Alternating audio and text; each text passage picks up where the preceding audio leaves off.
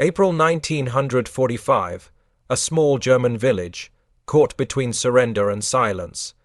Smoke still hangs over the rooftops like ghosts refusing to leave. In the distance, truck engines idle, drowning out the sound of chickens and whispered prayers. An old woman clutches her shawl tighter as American boots thud down the cobblestone. The war is over, they said, but now something else begins. Doors creak open under rifle butts. Women are pulled from basements, squinting into daylight, faces streaked with soot and disbelief. Screening? The soldiers call it, the word bouncing coldly through translators. Nobody knows what that means. One mother reaches for her son. He's shoved aside. Another tries to speak English. Please, we are civilians. But her voice cracks as a hand grips her arm. Locals whisper from the corners of broken houses. They took our mothers into their barracks. No one dares follow. The air smells of damp stone, diesel, and fear. Inside the barracks, cots are lined like metal ribs. A typewriter clacks somewhere, recording names that will vanish into paperwork. The women are told to sit. A young GI lights a cigarette, watching them through the haze. His expression is unreadable, not cruel, not kind. Just numb, war fatigue painted across his face. By dusk, the village square is empty. The men are gone, either dead or marched away weeks ago. The only sounds now, the generator's hum, the occasional sob carried by the wind. Over 11 million Germans have been captured by Allied forces. Soldiers, civilians, and those who fell somewhere in between. Most believe the nightmare ended with surrender, but for these women, captivity has only changed uniforms. Through a slit in the barrack window, one girl stares at the sky turning dark violet. The night presses close. Someone murmurs a prayer, then a scream, brief, muffled. It doesn't echo, it dies in the wood and fabric. The others stare straight ahead, not daring to move. The generator drones louder, almost drowning the sound. Almost tomorrow, the intake will begin, and the silence will settle in for good. The next morning breaks cold and metallic. Fog hangs over the camp like a held breath. Floodlights cut through it in sharp cones, illuminating rows of women standing barefoot in the mud. A soldier yells, "Line up," his voice flat, practiced. Boots splash through puddles. Dogs bark somewhere near the wire fence, their chains rattling like punctuation marks in the silence. The screening begins. One by one, the women hand over their identification papers, birth certificates, ration cards, the last proof of their names. The documents vanish into a wooden desk stacked high with files. An officer stamps a form without looking up. Temporary civilian internment U.S. sector. It sounds administrative, harmless almost, until the doors lock behind them. Inside the barracks, the air is thick with disinfectant and diesel. Canvas walls sweat from the inside. The stench of unwashed bodies clings to everything. They're ordered to strip, deloused, issued grey blank, it's marked U.S. Army. One woman hesitates, a guard slams his baton on the table. Move, she does. Her cheeks burn. For the first time it hits them. They are not civilians anymore. They are POW, prisoners of war. A young woman whispers, "But we never fought." Another answers, "Now it doesn't matter." In Washington, the paperwork calls these facilities temporary containment centers. Reports indicate the Red Cross wasn't allowed entry for weeks. Bureaucracy called it security necessity. The women called it something else, erasure. Outside, trucks roll by loaded with rations and fuel drums. Inside, the women eat watery soup, one tin bowl passed between two. A soldier tosses bread through the door like feeding livestock. Some catch it midair, others just watch. One of them murmurs, "We weren't soldiers, but they treated us like we had guns." The nights stretch longer. The floodlights never switch off artificial daylight that refuses to let the darkness feel natural. Sleep becomes a rumor. When someone coughs too loud, the guards bang on the walls with rifle butts. By midnight, the fog outside has lifted, but inside the air feels heavier than ever. Among the rows of shivering women, a pair of trembling hands clutch a blanket to her chest. She's young, scarred, eyes hollowed by smoke. Tomorrow, She'll have a name, Hilda, the girl from Dresden. She doesn't speak when they ask her name. The clerk writes Hilda because it's easier than waiting for an answer. Her papers were lost months ago, burned like her city, Dresden. The name alone still feels like ash in her mouth. Hilda is 22, though her face has learned more winters than that. Her hands are wrapped in thin rags, hiding the burned scars that spider up her wrists. When she moves, her skin tightens painfully, a souvenir from February's inferno. She remembers the sky that night, blood, orange and falling. Over 25,000 dead, the city flattened. She'd survived by crawling into a half-collapsed cellar. Now, weeks later, she's back underground, only this time, the prison has walls that don't move. The barracks smell like old metal and disinfectant. Soldiers bark orders through translators. You clean, you scrub floor. The women obey, anything to avoid attention. Hilda kneels, water sloshing, brushes scraping wood. Every motion drags at her burned skin, reopening the memory. A soldier walks past, his boots splattering dirty water across her arm. She doesn't flinch. When she steals a glance upward, she sees his face boyish, maybe 20. He looks tired, not cruel. Their eyes meet for half a second before he looks away, muttering something she doesn't catch. That flicker of humanity confuses her more than the shouting ever could. At night, Hilda wraps herself in the army blanket, trying to breathe through the stench of sweat and fear. She listens to the wind against the tin roof, to the quiet sobbing from the corner bunk. The sound repeats, slow and rhythmic, like someone gasping through their palms. She realizes it's not crying, it's muffled screaming. The first time it happens, she freezes. The second time, she learns not to move. The guards patrol outside, their flashlights slicing through the cracks in the boards. No one speaks. The rule is simple, silence is survival.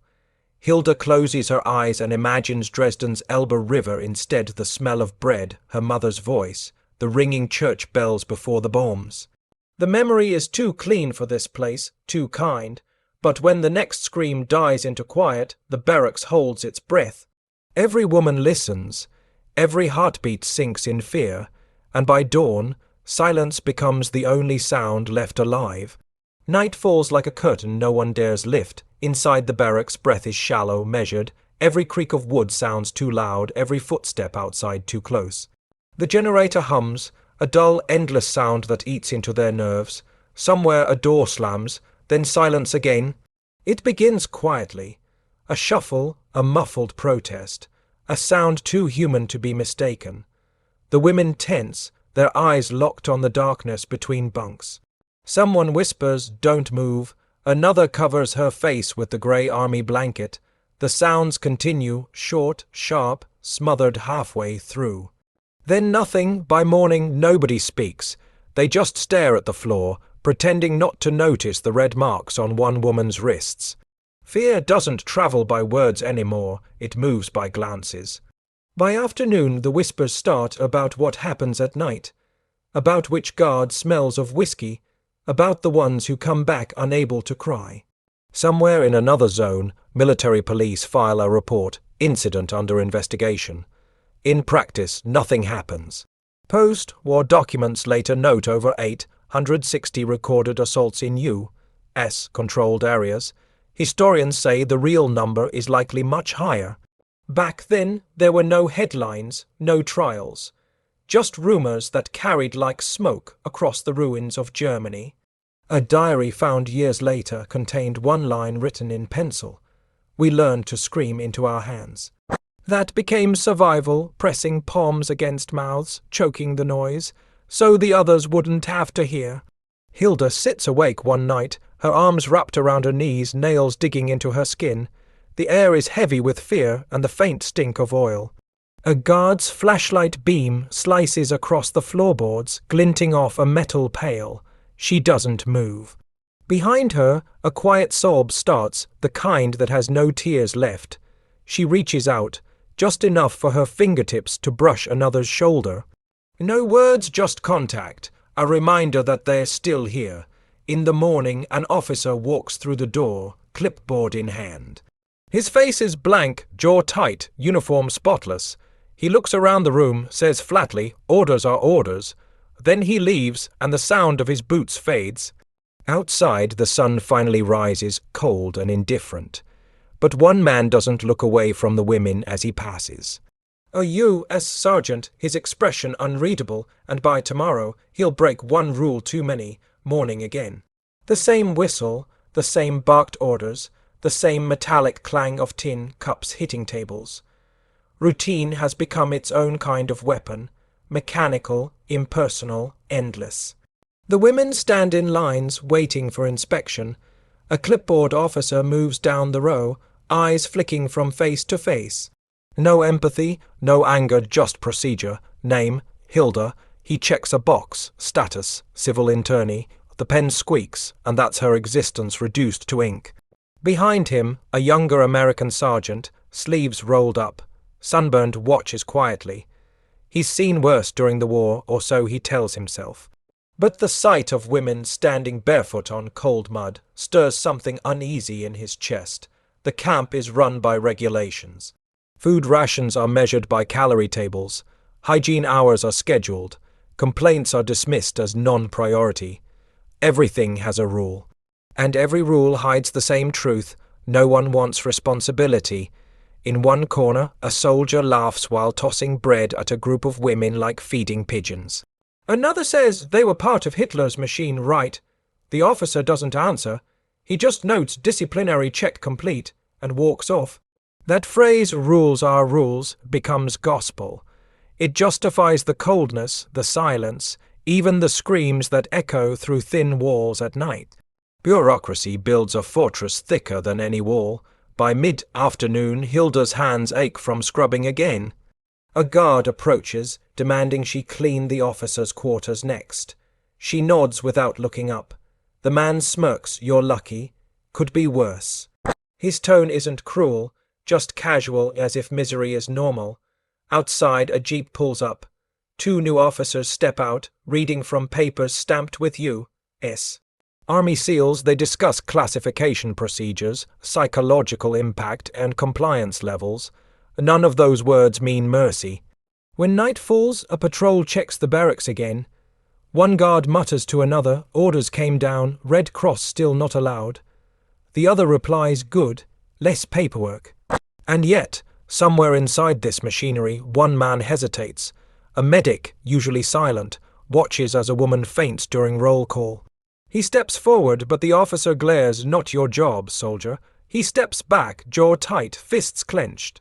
That night he won't sleep. Tomorrow he'll decide that rules aren't enough anymore. The medic's name is Corporal James Riley, 24, from Ohio. He's patched up bodies from Normandy to the Ardennes, but nothing prepared him for this camp. He was told it's just post or processing. But when he sees the women, hollow-eyed, shivering, their skin stretched tight over bones, that phrase starts to rot in his head. At dawn, Riley walks through the barracks with a first aid kit swinging from his shoulder. The women look away. They've learned that eye contact can invite punishment. One coughs so hard she doubles over. He kneels beside her, presses a hand to her forehead. Fever. He opens his kit. There's barely anything inside, a few bandages, alcohol, 2 tins of sulfur powder. He gives her a sip from his canteen. A guard clears his throat. "You done, that's not your assignment." Riley stands, voice low. "If I don't help, she dies." The guard shrugs. Then she dies. Orders are orders. That phrase again, cold, circular, safe. Riley walks out without another word, the sound of boots crunching on gravel echoing behind him. Later, when the lights dim and the watch changes, he returns, quiet steps, no flashlight. He slips through the side door of the infirmary tent, pulls open a crate marked U.S. Medical Supplies. Inside, quinine, dressings, hardtack rations, enough to matter, enough to break a rule. He hides some under his coat, heart pounding, and walks the narrow path back to the women's barracks. The guards are half asleep, smoking near the gate. He passes with a nod. Inside, the air is thick with the stench of sweat and fear. Hilda wakes as the door creaks open. Riley crouches, hands her a small bundle. 2 pieces of bread, a strip of cloth, a tablet of quinine. She stares at it like it's gold. For a moment, their eyes meet enemy and enemy, both too tired to believe in that word anymore. He whispers, "Don't tell anyone." She nods. He leaves as quietly as he came, boots vanishing into the mud. For the first time in weeks, a flicker of something fragile moves through the barracks, not hope exactly, but recognition. That humanity hasn't drowned completely in orders and paperwork. Tomorrow, that bread will be shared. And with it, a rumor that one of them remembers kindness. The bread passes hand to hand like contraband hope. It's small, stale, but sacred, a quiet rebellion against starvation. Hilda breaks her piece in half before taking a bite, sharing the rest with the girl beside her. The crust scrapes her gums, the taste more salt than flour. Yet for a moment the barracks feels human again. Outside, the camp generator growls on, feeding light to the watchtowers. Inside, women chew in silence, each bite too loud. Each swallow a reminder that someone risked everything for them. In 1945 Germany, the average civilian survived on under 10 calories a day. Here, it's less. The soup is thin as rainwater, the bread ration barely 2 ounces per person. Hunger has become another form of command. Hilda looks at the bread and thinks of Dresden's bakeries gone now, ovens twisted, roofs caved in. She remembers her mother's hands dusted with flour, soft laughter over dough. That memory burns almost worse than hunger itself. She closes her eyes and eats anyway. When the guards find crumbs near a cot the next morning, they bark questions no one answers. Where did it come from? Who's stealing rations? The silence infuriates them. One guard kicks over a bucket, the water splashing across the floor. Another mutters, "Let them starve," teaches discipline. That afternoon, Hilda's stomach knots. Guilt mixes with the weak warmth from the bread. It's not just food, it's evidence of kindness, and kindness is dangerous here. She hides what's left beneath a plank, praying the patrol doesn't check. At dusk, the same medic walks by, his expression tight. He doesn't look toward the barracks, but she knows he hears the faint rustle behind the walls, the sound of women eating in secret, alive because he disobeyed. Later, when lights go out, the women whisper blessings in their own tongues, short, broken, but real. The taste of bread lingers on their tongues like memory refusing to die. One of them says softly, "It tasted like guilt." Hilda nods. She understands, survival here is never clean. Then, the distant growl of engines cuts through the quiet, heavier this time, deeper.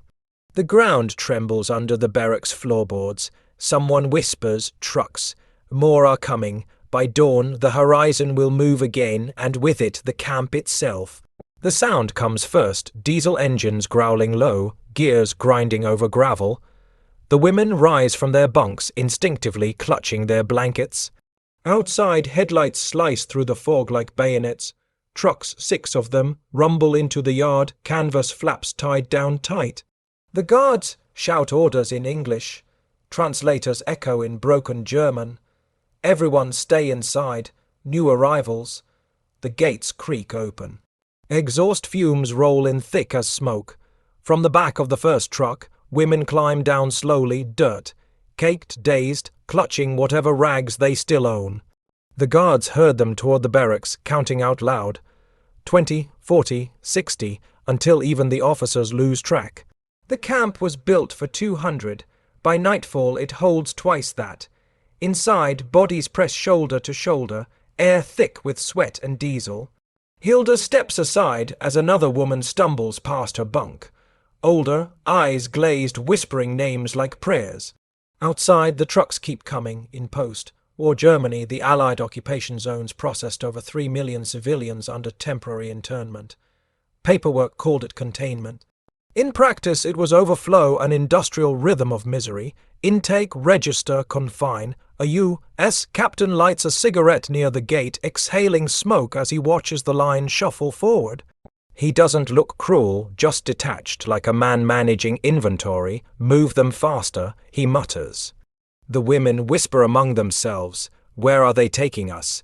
No one knows. The word relocation. floats around, but the barracks behind them tell a simpler truth. Once you go in, you don't come out soon. In one of the trucks sits a woman in a nurse's uniform, sleeve torn, red cross, faded with dirt. She keeps her chin high despite the guards shouting. When she steps down, she scans the camp with cold defiance, a survivor's stare. Someone beside Hilda murmurs, she was Luftwaffe medical. The nurse glances toward Hilda, eyes sharp but not unkind. Their gazes meet just for a heartbeat, an unspoken recognition of shared endurance. Then the horn blares again, the trucks reversing back through the gates, engines roaring louder than the voices of those left behind. Dust settles over the camp like fog made of ash. By the time the sun sets, every cot is filled, and the nurse from the truck will not stay quiet for long. Her name is Elsa Weber, 30, once a Luftwaffe nurse, now prisoner number 271B. She walks with a limp, her boot soles worn thin from weeks on the road. The first night she arrives, she takes in everything: the guards' rotations, the sound of the generator cutting out at midnight, the moment silence falls like a curfew bell. She doesn't break, she observes. On the second morning, she spots a child among the prisoners, barely 12, coughing hard, ribs visible through her shirt. No one claims her. The officers listed her as civilian dependent. Elsa kneels, feeling the girl's forehead. Fever, weak pulse, dehydration. She needs water. Elsa says to the nearest guard. He shrugs. Rations are for listed personnel. She'll die by morning. Not my problem. Elsa straightens, jaw tightening. She's been trained to obey command structures, to follow rules, but these rules belong to a different war. She stands taller than the guard, her voice steady. If you won't help her, I will. The camp freezes. The guard's smirk fades. A few women gasp quietly. Confrontation is suicide here, but Elsa doesn't care anymore. He grabs her arm. Get back inside. She yanks free. Then you'll have to shoot me. For a moment, it's silent except for the hiss of the generator. Finally, the guard curses and storms off, muttering something about crazy kraut women. The others stare at her like she's lit a match in a powder room. Later that day, Elsa sneaks into the infirmary tent, finds the medic Riley. She doesn't beg, she demands. You have medicine, use it. He hesitates, torn between protocol and conscience. Finally, he hands her a small bottle of iodine. If they find out, they won't, she says, already walking away. By nightfall, the child's fever breaks. Word spreads quietly through the barracks. The nurse fought back. For the first time, the guards avoid her gaze. Power shifts slightly, invisibly, like a crack forming in stone, but defiance has a price. The next morning, Elsa's name is called over the loudspeaker. Report to the command tent. No one says goodbye. They just watch her walk into the sun, her back straight, her hands trembling only when she thinks no one sees. By evening she won't return except on a stretcher. The infirmary smells like rust and sickness. Flies cling to every surface, the bandages, the empty soup bowls, the damp corners of the canvas tent. Elsa lies on a stretcher, face pale, breath shallow. No one says what happened in the command tent, but everyone sees the bruises under her collar. Riley checks her pulse and swallows hard. You'll be all right. He lies softly. She doesn't answer. Outside, the camp is breaking down under its own weight. Too many prisoners, not enough medicine, no space left for the living. The latrines overflow. Water rations are cut.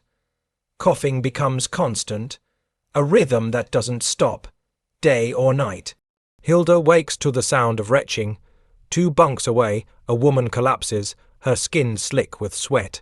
The smell hits next. Sour, chemical, final, dysentery.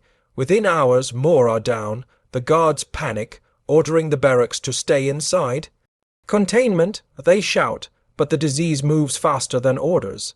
Reports later estimate that up to 20% of Allied POW camps faced dysentery outbreaks in 1945. The numbers don't capture the smell, the heat, the buzzing of flies over fevered skin. Riley works non-stop, his uniform stained with iodine and dirt. He steals what supplies he can: quinine, sulfur, aspirin, but it's never enough. The officers write camp fever in the logs, a bureaucratic phrase that hides the truth. Inside the tents, people are dying quietly, one cough at a time. Hilda helps where she can, holding hands, cleaning wounds, ignoring the guards' warnings. She finds strength in motion. If she stops, the fear will crush her.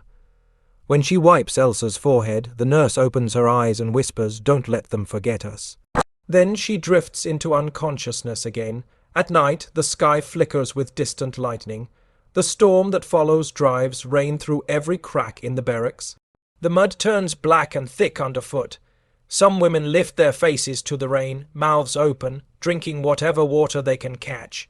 It tastes like ash and iron, but it's life. Riley moves through the storm, his lantern flickering, carrying stolen medicine hidden in his coat. Hilda sees him through the doorway, drenched, exhausted, but still walking. By dawn, a faint hope stirs again. One stolen bottle of quinine, one act of mercy against a flood of death. When the fever finally ebbs, silence replaces the coughing, a silence that feels heavier than noise. The women begin to write, anything to remind themselves they still exist. Torn scraps of ration forms, the back of a Red Cross leaflet. Even the thin brown paper from medicine boxes, anything that can hold words becomes a lifeline. Hilda borrows a dull pencil from a guard too tired to care. She crouches on her bunk, writing in tiny letters to her mother, though she knows her mother is probably gone. "I am alive," she begins, then she stops, staring at the words until they blur. She doesn't write safe. It would be a lie. In another corner, Elsa, weak but conscious again, writes to no one. Her note is short, precise, like a medical report. The body can survive hunger longer than silence. She folds it carefully, presses it flat with her palm, and tucks it beneath her pillow. A week later, an officer collects all letters for processing. He stacks them neatly in a canvas bag. "Mail inspection," he says, though everyone knows what that means. They never see those letters again. Red Cross records from 1946 mention over 6 million unsent letters clogging Allied censorship channels, correspondence that never left Europe, words trapped between rules and guilt. Every night, more women write anyway. Words are their rebellion. They write in pencil, sometimes with ash mixed in water when ink runs out. They hide the letters under floorboards, behind loose planks, even sewn into the hems of their clothes. Hope stored like contraband. Riley finds one while cleaning the infirmary, a small folded square wedged behind a cot. He reads only the first line, "If anyone ever finds this, please tell them we were here." He puts it back exactly where it was, his hands shaking. Some truths are too heavy to deliver. Outside, autumn creeps closer. The leaves around the camp turn brittle and brown, scattering like paper in the wind. Hilda hides her own letter inside her mattress, pressing it flat so it won't crinkle when she lies down. She whispers the words to herself every night, like a prayer that refuses to die in her throat. Then one morning a rumor passes through the camp like a spark. Release orders are coming. Some will go free. Most don't believe it, not yet. The rumor becomes an echo, then a headline on the camp notice board. Certain civilian internees to be released per Allied command directive. It's typed in English and German, stamped in red ink that's already smudged by rain. For a moment, no one moves. Then whispers ripple through the barracks like wind through dry grass. Freedom, the word feels foreign in their mouths. After so long, it doesn't sound like salvation. It sounds like another command. At roll call, names are read aloud. Each syllable drags through the morning fog. Weber, Elsa, her head lifts weakly. Hilda, she freezes, unsure she heard right. The guard waves a clipboard impatiently. "Pack what you have." There isn't much to pack, a blanket. A pair of shoes held together by wire, the pencil she used to write her letter. Hilda folds her note carefully into her sleeve. The other women watch silently, some whispering blessings, others too hollow to speak. Outside, a line forms. Women shuffle toward the gate, their eyes darting between soldiers and sky. The war's been over for months, yet the air still carries tension, as if the guns could start again any second. One guard mutters, "Guess the paperwork's finally caught up." Another replies, "Good, fewer mouths to feed." Reports later show that mass civilian and POW releases began in late 1946, though many had been detained for more than 18 months. Bureaucracy lagged behind humanity, as always. Riley watches from a distance, hands in his pockets. He doesn't wave, he knows he shouldn't, but when Hilda passes by, her eyes catch his just once, and that silent exchange says everything words couldn't. Gratitude, grief, understanding, behind them, others press against the fence, watching the line move. Not everyone's name was called. Some realize they'll stay another winter here. Their faces blur into the fog, eyes following those who leave until the gates close again with a sound that feels final. Hilda doesn't look back, she can't. The gravel crunches under her feet as the gates creak open, revealing the broken landscape beyond, fields cratered by bombs, houses without roofs, a horizon that looks nothing like home.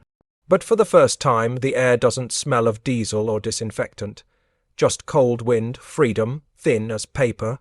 At dawn, the convoy moves out. The gates swing shut behind them with a clang that still rings hours later. The gates shut behind them with a hollow clang that echoes across the empty road. No one speaks for a long time.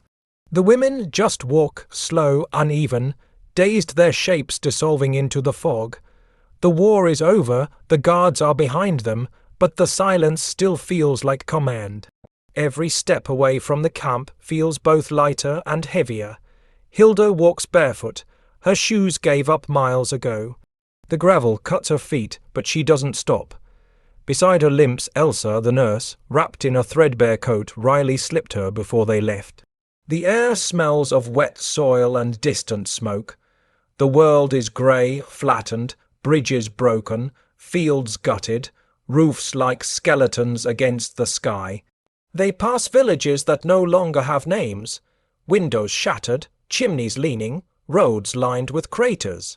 A sign half, buried in mud reads Dresden, 12 km. Hilda stares at it until her throat tightens. She whispers home, though she's not sure what that means anymore.